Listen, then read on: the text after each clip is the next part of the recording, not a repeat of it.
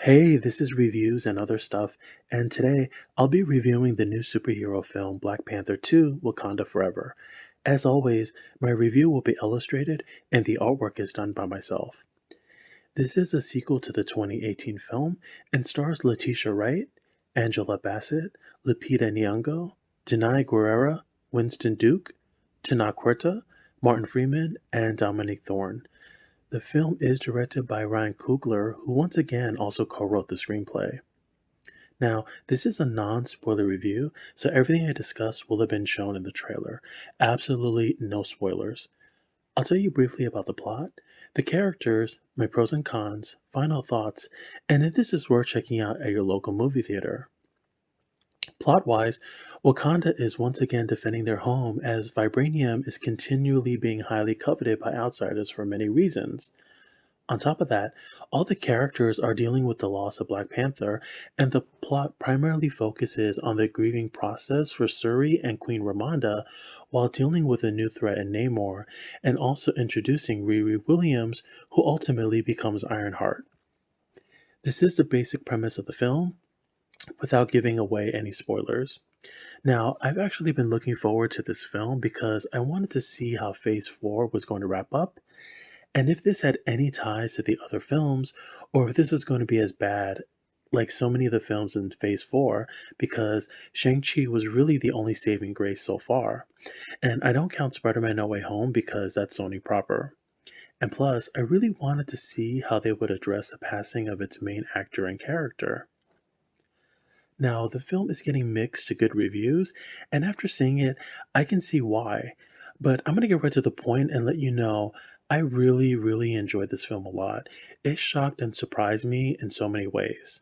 Thankfully, it is one of those sequels that doesn't fall into sophomore failure territory. It seems like a proper sequel. It takes everything from the first film and elevates it to the next level, where the Multiverse of Madness didn't do that. Dare I even say it's better than the first? To me, it is, and I'll let you know why before my individual pros and cons. So, this film is so excellently crafted, and it addresses the passing of Chadwick Boseman with such thoughtful care and consideration. It isn't just mentioned once, and they lock it in a shoebox to never mention it again. It is actually brought up several times throughout the film, and I like that it was part of the narrative. Now, the film is a slow burn, and some may see that as a negative connotation, but I think it works in its favor. Some of the younger fans may be turned off by the mature, sophisticated nature of the film and just want endless fighting, but I think what makes this film stand out from other superhero films is that it doesn't go in that direction. Instead, it's filled with strong, raw emotions full of impact. The weight of everyone's burden translate well off screen, and you feel yourself getting choked up and emotionally pulled into their individual journey. I think it's an ambitious film, filled with so many obstacles going on given they didn't recast, and some may find it overly bloated, but I didn't think that at all. The director juggled everything perfectly. And this leads me into my pros and cons of the film, and my first pro are the performances by the entire cast. Just like the last film, everyone here is amazing. Of course, the story primarily focuses on Suri and Queen Ramonda, so they get the majority of the screen time. Suri just blends so seamlessly into her new leading lady role with no issues in the transition.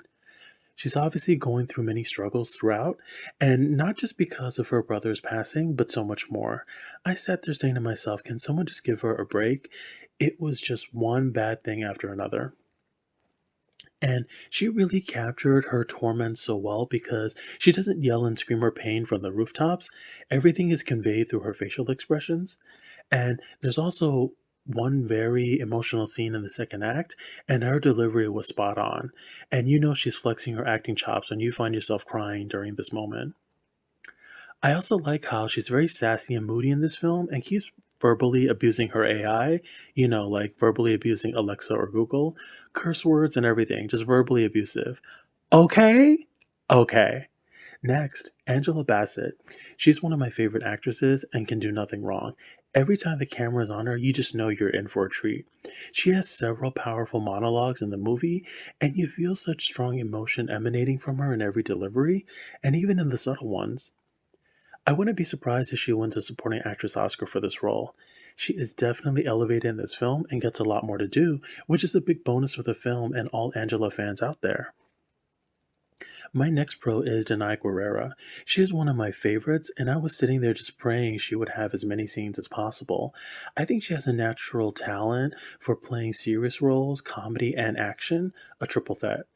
She can do it all. Once again, she flexes her comedic muscles here and has a funny scene pertaining to being feminine and makeup. And I wish they would give her a solo film already because she's fantastic. She also has a very emotional scene in this film, and she sucks you right in with her performance. My next pro is how the script handled the introduction of the new characters. I thought it was well planned out.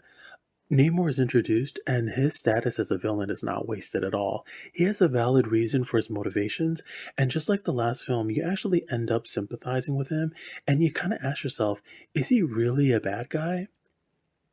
And I think it's great when a film makes you ponder that question and makes one think, what really makes someone a villain and who exactly are we rooting for?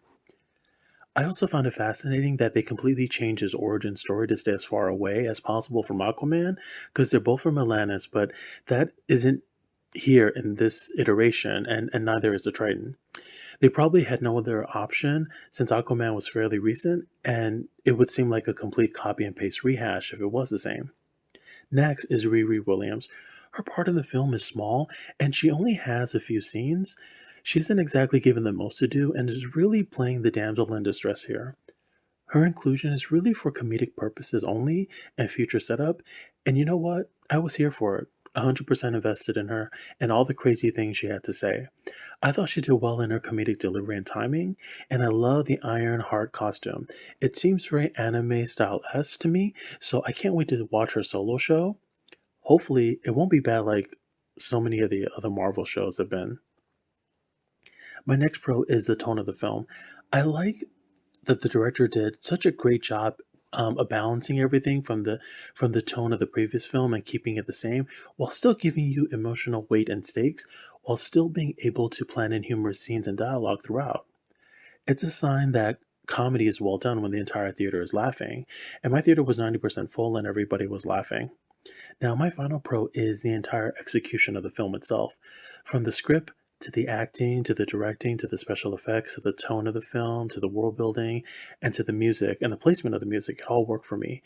This is the part where some fans may love it or hate it, and as noted, it is a slow burn, and because of it, the film teeters on falling into the drama film genre category that just coincidentally happens to have some action sequences sprinkled throughout with characters wearing superhero costumes and doing extraordinary things. Now, slow burn isn't necessarily a bad thing, but some people may be looking for nonstop action, and that doesn't really happen here. I remember when I was watching Endgame and the young teens kept whispering to each other, why did they keep talking? Why is no one fighting?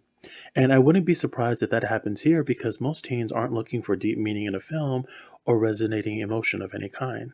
So this brings me to my cons, and I only have a few small cons, and the first is the CGI. For the most part, it's really good, but there were about three times where it felt like they were standing in front of a giant wallpaper from 1998.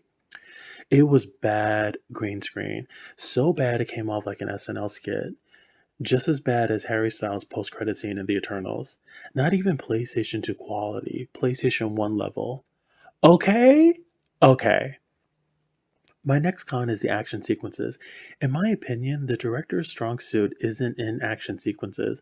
However, I will say there is an excellent scene with Okoye on a bridge, but the other one seemed very weak. It just didn't seem polished, and with so much going on, you didn't even know where your eyes should be focused on. It just isn't James Cameron or Zack Snyder S level action. And for the third film, he really should hire the John Wick people to choreograph things. I will say, during a major fight scene in the third act, things get sliced back and forth between the characters as they fight, and I thought that was well done because I was sitting in my seat and sweating and just wondering how things would get resolved when certain things went so far plot wise, and I felt there was just no turning back at that point. Now, my last con is I like the entire cast, and I was a bit disappointed that some characters get shortchanged here. Perhaps they had a larger role in the original script. For instance, Nakia is great, and when she finally appears on screen, there's this sudden burst of fresh air as soon as she turns around. It's just wonderful. She's doing some Indiana Jones exploration in this film and playing dress up along the way, and it was very entertaining. I just wish we got more of that. Exploration in films is in search of something is always a good thing. The same with Winston Duke, both were underutilized. So this brings me to my final thoughts, and this film gets a solid 9 out of 10 from me. I would definitely recommend you check this out in theaters because of the wonderful and powerful performances, and for the simple fact it stands out amongst the crowd of superhero films out there by taking a risk and being different. There is a cameo in this film which could have been included or excluded, and it wouldn't have bothered me, and there is a mid post credit scene. Nothing at the very end. Now, I wouldn't say the mid-credit scene has anything to do with Phase 4, Shang-Chi, or the Eternals, but maybe onward looking to Phase 5 and beyond. If you're hoping for some tie-in to the other films, you may be disappointed.